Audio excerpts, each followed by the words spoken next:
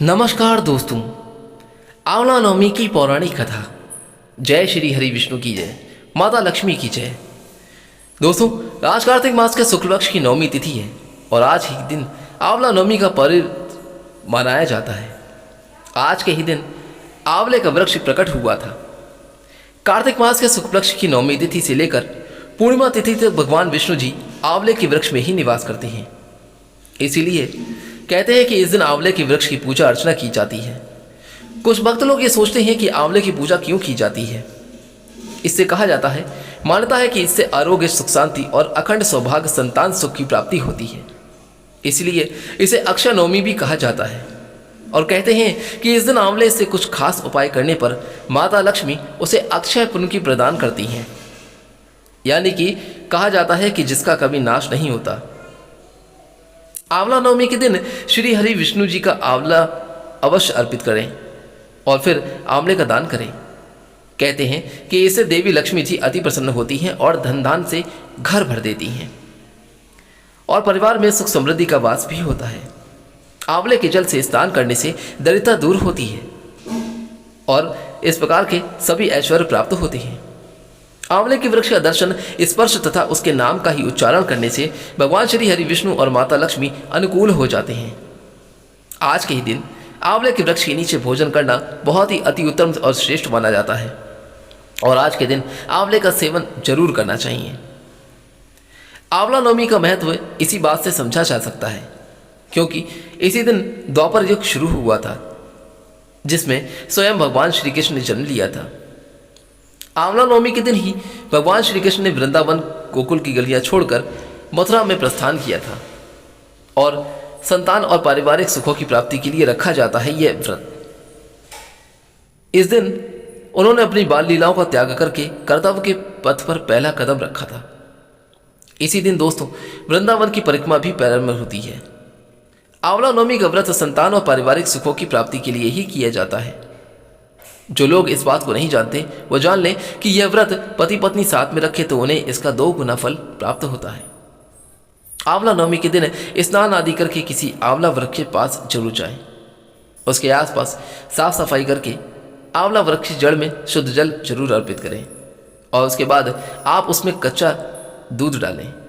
पूजन की सामग्रियों से वृक्ष की पूजा करें और उसके तने पर कच्चा सूत यानी कि मौली, जो हम हाथों पर लपेटते हैं, 8 बार परिक्रमा करते हुए लपेटें। कुछ जगह पर 108 की परिक्रमा भी की जाती है। इसके बाद परिवार की सुख समृद्धि की कामना करके वृक्ष के नीचे ही बैठकर परिवार मित्रों सहित भोजन भी किया जाता है। आंवला को वेद पुराणों में अत्यंत उपयोगी और पूजनीय कहा गया है। आंवला का संबंध कनकधरा स्रोत से भी है। तो आज मैं आपको सुना रहा हूं आंवला नवमी की ये 4 कथाएं।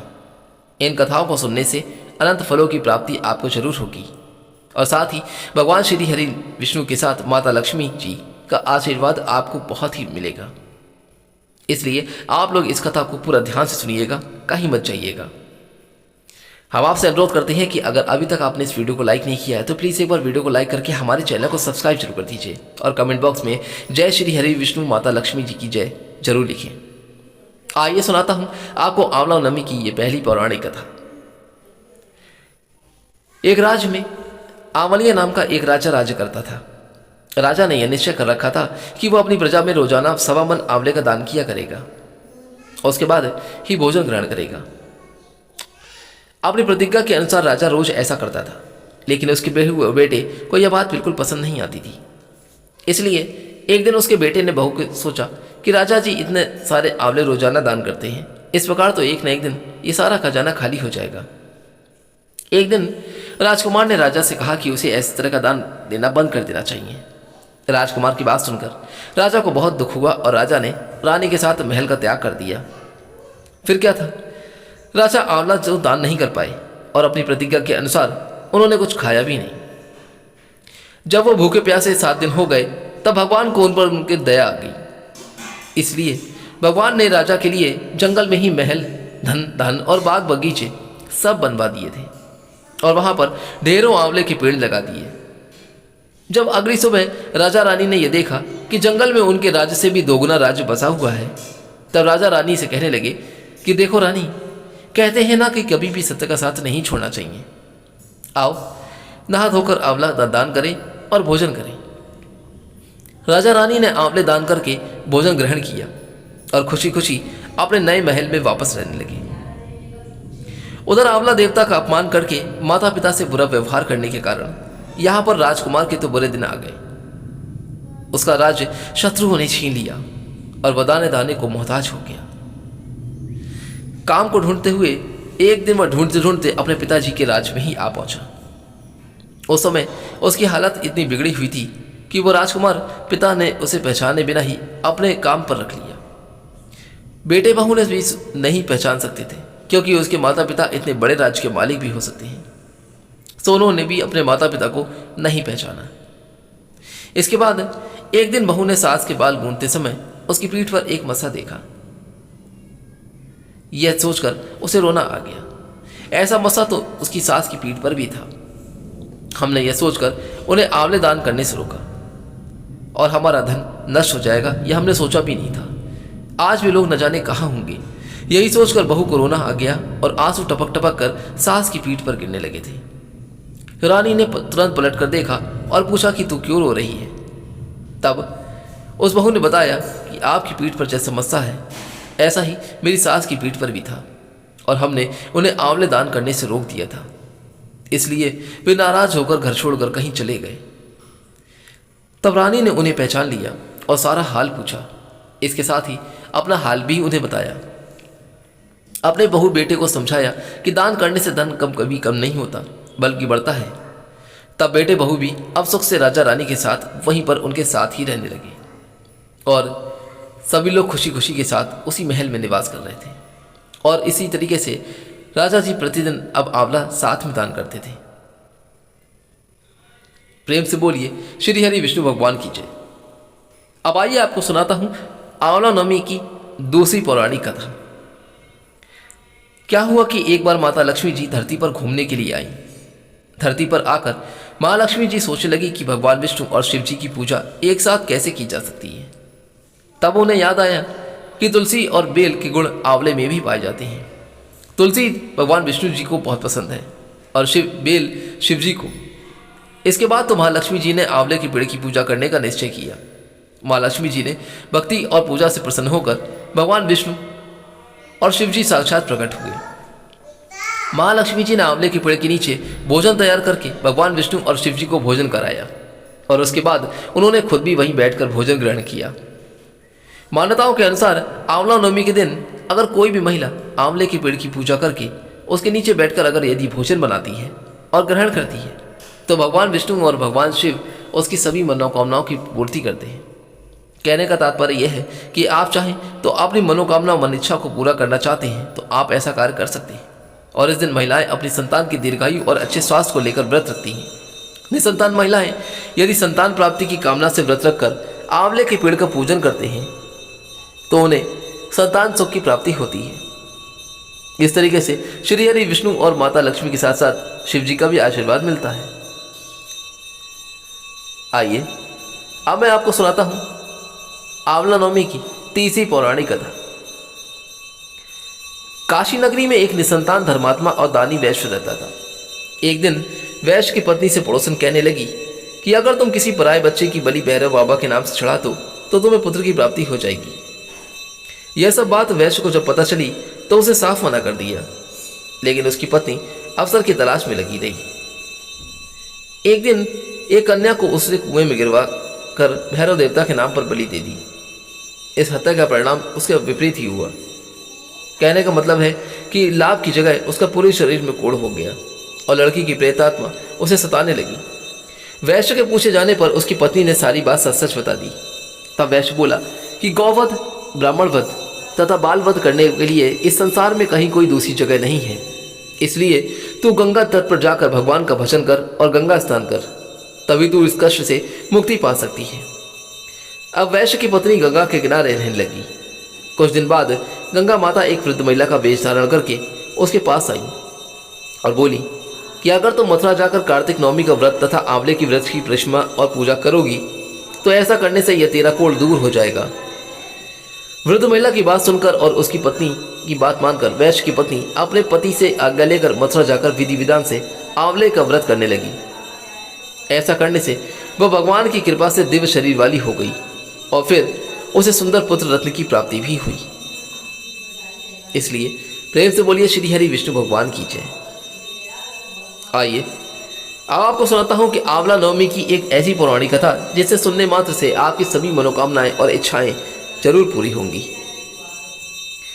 एक कथा के अनुसार कहते हैं कि एक बार जादूगर जगतगुरु आदि शंकराचार्य भिक्षा मांगने एक कुटिया के सामने रुके।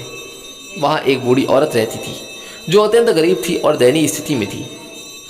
शंकराचार्य की आवाज़ को सुनकर वह बूढ़ी औरत बाहर आई और उसके हाथ में एक सूखा आंवला था। वह बोली कि महात्मा, मेरे पास इस सूखे आंवले के सिवाय कुछ भी नहीं है जो आपको मैं भिक्षा में दे सकूं। शंकराचार्य जी को उसकी स्थिति पर दया आ गई और उन्होंने उसी समय उसकी मदद करने के लिए प्रण लिया। उन्होंने अपनी आंखें बंद की और मंत्र रूपी 22 श्लोक बोले। ये 22 श्लोक कनकधरा स्रोत के श्लोक थे। इससे प्रसन्न होकर माँ लक्ष्मी ने उन्हें दिव्य दर्शन दिए और कहा कि शंकराचार्य, इस औरत ने अपने पूर्वजन्म में कोई भी वस्तु दान नहीं की थी, अतः यह अत्यंत कंजूस थी और मजबूरीवश कभी किसी को कुछ देना भी पड़ जाए तो यह बुरे मन से दान करती थी। इसलिए इस जन्म में इसकी हालत यह हुई है। यह अपने कर्मों का फल भोग रही है, इसलिए मैं इसकी कोई सहायता नहीं कर सकती। शंकराचार्य ने देवी लक्ष्मी की बात सुनकर कहा कि हे लक्ष्मी माँ, इसने पूर्व जन्म में अवश्य दान धर्म नहीं किया, लेकिन इस जन्म में इसने पूर्ण श्रद्धा से मुझे यह सूखा आंवला भेंट किया है। इसके घर में कुछ नहीं होते हुए भी इसने मुझे यह सौंप दिया। इस समय इसके पास यही सबसे बड़ी पूंजी है। क्या इतना भेंट करना पर्याप्त नहीं? शंकराचार्य की इस बात से देवी लक्ष्मी प्रसन्न हुई और उसी समय उन्होंने गरीब महिला की कुटिया में स्वर्ण के आंवलों की वर्षा कर दी। उस बुढ़ी माई पर ऐसी कृपा हुई कि आंवलों जो स्वर्ण के थे उसके घरों में बरसने लगे। इसलिए आप सभी लोग प्रेम से बोलिए जय श्री हरि विष्णु की जय, आंवला नवमी की जय, जय माता लक्ष्मी। एक बार भगवान विष्णु कई हजार वर्ष तक घोर युद्ध करने के बाद थक गए और फिर अपने वैकुंठ धाम में आकर समाधि लगाकर अपने धनुष के सहारे सो गए। उसी समय देवताओं के यज्ञ करने की योजना चल रही थी। सो वो भी सभी भगवान विष्णु से मिलने ब्रह्मा जी और शिव जी के साथ वैकुंठ आए। वहां उन्होंने देखा कि भगवान विष्णु तो गहन निद्रा में लीन है, सोए हुए को नहीं जगाना चाहिए। यह सोचकर वह सभी खड़े हो गए, किंतु बहुत देर के बाद भी भगवान विष्णु जब निद्रा से नहीं जागे तब उन्होंने सोच विचार कर भगवान विष्णु को जगाने का फैसला किया। तब ब्रह्मा जी ने कीड़ा उत्पन्न किया और उसे भगवान विष्णु को जगाने के लिए कहा। यह काम करने से भविष्य का भाग मिलेगा, यही सोचकर उस कीड़े ने धनुष की रस्सी काट डाली। धनुष की रस्सी कटते ही एक भयानक शब्द हुआ और चारों ओर अंधेरा छा गया। कुछ समय के बाद जब धीरे धीरे अंधेरा कम हुआ तो देवताओं ने देखा कि भगवान विष्णु का सिर उनके शरीर पर नहीं है। तब तो देवता अत्यंत चिंतित और भयभीत हो गए। देवताओं की चिंता मग्न को देखकर ब्रह्मा जी ने कहा कि देवताओं, चिंता ना करो, संसार में जो कुछ भी होता है कुछ ना कुछ कारण से ही होता है और यहाँ पर बिना कारण अर्थात कोई अकारण ही कार्य नहीं होता। हम सभी देवी पराशक्ति की आराधना करेंगे और अवश्य ही वे इस समस्या का समाधान करेंगी। ऐसा कहकर ब्रह्मा जी ने सभी वेदों की देवी की स्तुति करने का आदेश दिया। जब वेदों ने देवी की स्तुति की तो देवी अत्यंत प्रसन्न हुई और फिर एक आकाशवाणी हुई। आकाशवाणी ने कहा कि देवताओं, मैं वेदों की स्तुति से अत्यंत प्रसन्न हूं। आप लोगों की चिंता करने की कोई आवश्यकता नहीं है। भगवान विष्णु का जो सिर कटा है इसके दो कारण हैं। पहला तो एक बार माँ लक्ष्मी जी ने यह कह दिया था कि आप बिना सर के हो जाओ, क्योंकि लक्ष्मी जी को देखकर भगवान विष्णु हंस रहे थे। दूसरा कारण है हैग्रीव नाम के दैत्य का अंत करना। हैग्रीव नाम का एक दैत्य है, इसने अन्न जल सब कुछ त्याग कर 1000 वर्षों तक मेरी तपस्या की थी। उस समय इस दैत्य ने अपनी सारी इंद्रियों को अपने वश में कर लिया था और केवल मेरे नाम का जाप करता था। इसने मेरे तामसी रूप के दर्शन पाने के लिए ऐसी घोर तपस्या की, तब मैं पराशक्ति ही अपने तामसी रूप से इस दैत्य के सामने प्रकट हुई थी।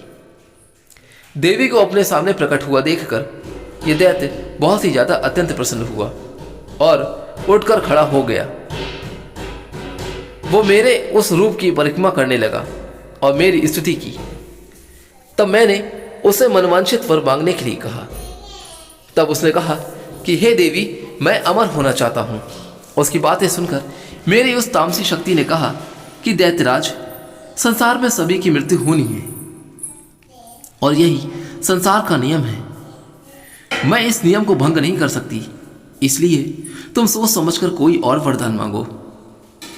और फिर उसके बाद उस दैत्य ने वर मांगा कि मेरी मृत्यु केवल भगवान हैग्रीव के द्वारा ही हो। तब मैंने ही उसे ऐसी मनवांछित मृत्यु प्राप्त करने का वरदान दिया था। उसी समय वह दैत्य अपने बल के घमंड में आकर ब्राह्मणों, देवताओं और साधु जनों को पीड़ित कर रहा है और सभी को इस दैत्य के आतंक से मुक्त कराने के लिए भगवान विष्णु का बिना सिर का होना आवश्यक ही है। इसलिए आज इनका सिर कटा है। ब्रह्मा जी, आप एक घोड़े का सिर काटकर श्री विष्णु जी के शरीर पर लगा दीजिए। इससे उनका हैग्रीव अवतार होगा और वे उस हैग्रीव दैत्य का अंत कर देंगे। इतना कहकर देवी अंतर्ध्यान हो गई और इसके बाद देवी के आदेशानुसार ब्रह्मा जी ने अपनी तलवार से घोड़े का सिर काटकर उसे भगवान विष्णु जी के शरीर पर लगा दिया और उसी क्षण भगवान विष्णु उठकर खड़े हो गए। इस तरह भगवान विष्णु का हैग्रीव अवतार हुआ और तब हैग्रीव स्वरूप भगवान विष्णु और हैग्रीव नाम के उस दैत्य में भयंकर युद्ध छिड़ गया। उसे मारना इतना आसान नहीं था। तब भगवान विष्णु ने बहुत लंबे समय तक उससे युद्ध किया। बाद में देवी जगदम्बा के वरदान अनुसार भगवान हैग्रीव के हाथों उसका अंत हो गया।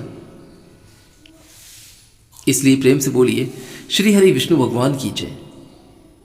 आइए मैं आपको सुनाता हूं अब आंवला नवमी की एक चौथी पौराणिक कथा। एक नगर में एक ब्राह्मण दंपत्ति रहा करते थे।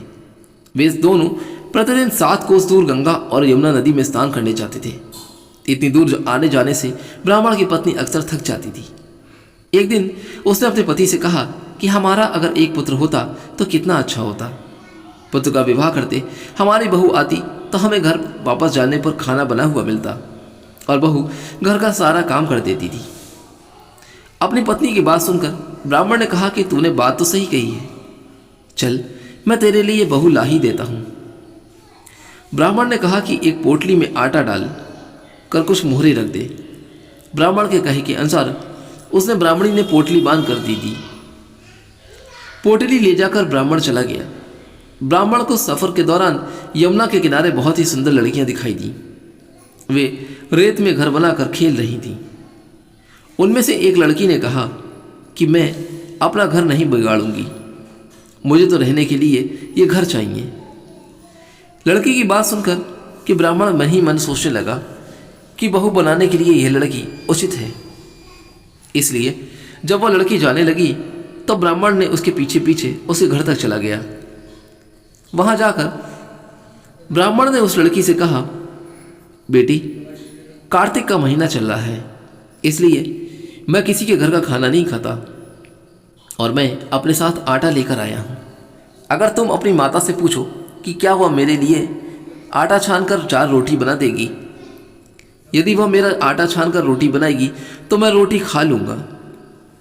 लड़की ने जाकर अपनी माँ को ये सारी बात बताई। तब उसकी माँ ने कहा कि ठीक है, जाकर ब्राह्मण देव से कहो कि वह अपना आटा दे दे और मैं रोटियां बना दूंगी। जब वह आटा छानने लगी तो आटे में से मोहरें निकली। वह सोचने लगी कि जिसके आटे में इतनी मोहरें हैं उसके घर में कितनी मोहरें होंगी। ऐसा मन विचार करके जब ब्राह्मण खाना खाने बैठा तो लड़की की माँ ने उस ब्राह्मण से पूछा, ब्राह्मण देव, क्या आपका कोई लड़का है और क्या आप उस लड़के के लिए सगाई करने जा रहे हो? यह सुनकर ब्राह्मण ने कहा कि मेरा लड़का तो काशी में पढ़ने के लिए गया है, लेकिन यदि तुम कहो तो खांड कटोरे से विवाह करके तुम्हारी बेटी को अपने साथ ले जाऊं। लड़की की माँ ने कहा कि ठीक है ब्राह्मण देव। इस पर लड़की की माँ ने लड़की की खांड कटोरे से शादी करके ब्राह्मण के साथ भेज दिया।